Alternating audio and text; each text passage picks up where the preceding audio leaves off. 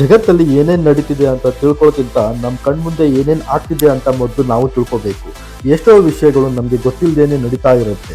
ಅದರಲ್ಲಿ ಕೆಲವೊಂದು ವಿಷಯನ ನಾನು ನಿಮಗೆ ಹೇಳ್ತೀನಿ ಬನ್ನಿ.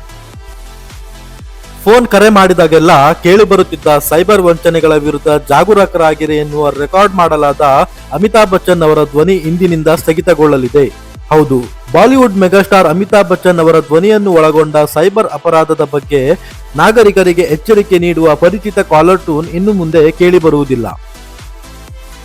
ನಾಸಾದ ಅಂತಾರಾಷ್ಟ್ರೀಯ ವಾಯು ಮತ್ತು ಬಾಹ್ಯಾಕಾಶ ಕಾರ್ಯಕ್ರಮವನ್ನು ಪೂರ್ಣಗೊಳಿಸಿದ ಮೊದಲ ಭಾರತೀಯ ಎಂಬ ಹೆಗ್ಗಳಿಕೆಗೆ ದಂಗೇಟಿ ಜಾಹ್ನವಿ ಅವರು ಪಾತ್ರರಾಗಿದ್ದಾರೆ. ಅವರು 2029ರಲ್ಲಿ ಬಾಹ್ಯಾಕಾಶಕ್ಕೆ ಪ್ರಯಾಣವನ್ನು ಬೆಳೆಸಲಿದ್ದಾರೆ. ಪ್ಯಾರಾಲಿಂಪಿಕ್ಸ್ನ ಬಿಲ್ಲುಗಾರಿಕೆ ಸ್ಪರ್ಧೆಯಲ್ಲಿ ಭಾರತಕ್ಕೆ ಚಿನ್ನದ ಪದಕ ಗೆದ್ದು ತಂದಿದ್ದಾರೆ ಶೀತಲ್ ದೇವಿ ಅವರು. 2 ಕೈಗಳಿಲ್ಲದಿದ್ದರೂ ಭಾರತಕ್ಕೆ ಚಿನ್ನದ ಪದಕ ಗೆದ್ದು ತಂದ ಇವರ ಸಾಧನೆಗೆ ನಮ್ಮ ಅಭಿನಂದನೆಗಳು. ಸಿಂಗಾಪುರದ ಮಹಿಳೆಯೊಬ್ಬರು ಟಾಯ್ಲೆಟ್ ಪೇಪರ್ನಲ್ಲಿ ರಾಜೀನಾಮೆ ಪತ್ರ ಬರೆದು ಕೆಲಸವನ್ನು ತ್ಯಜಿಸಿದ್ದಾರೆ. ಕಂಪನಿಯು ತನ್ನನ್ನು ಎಷ್ಟು ಕೆಟ್ಟದಾಗಿ ನೋಡಿದೆ, ತನಗೆ ಮರ್ಯಾದೆ ಇಲ್ಲವೇ ಇಲ್ಲ ಎನ್ನುವ ಹಾಗೆ ಕಂಪನಿ ನಡೆಸಿಕೊಂಡಿದೆ ಎನ್ನುವುದನ್ನು ಇದು ಎದ್ದು ತೋರಿಸುತ್ತದೆ. ವಿಮಾನದ ಚಕ್ರಕ್ಕೆ ಯಾವ ಗಾಳಿಯನ್ನು ಹಾಕಲಾಗುತ್ತದೆ ಎನ್ನುವ ವಿಚಾರ ನಿಮಗೆ ಗೊತ್ತೇ?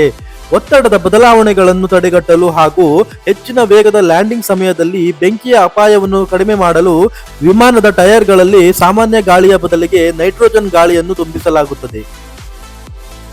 ಜಪಾನ್ನಲ್ಲಿ ಈಗ 100 ವರ್ಷಕ್ಕಿಂತ ಮೇಲ್ಪಟ್ಟ ಸುಮಾರು 95,000ಕ್ಕೂ ಹೆಚ್ಚು ಜನಗಳಿದ್ದಾರೆ ಹಾಗೂ ಅವರಲ್ಲಿ ಸುಮಾರು 90% ಜನಗಳು ಮಹಿಳೆಯರೇ ಆಗಿದ್ದಾರೆ. ಈ ಮಾಹಿತಿಯು ನಿಮಗೆ ಇಷ್ಟವಾದರೆ ಒಂದು ಲೈಕ್ ಕೊಟ್ಟು ಹಾಗೆ ನಮ್ಮ ಚಾನಲ್ ಅನ್ನು ಸಬ್ಸ್ಕ್ರೈಬ್ ಮಾಡ್ತೀನಿ.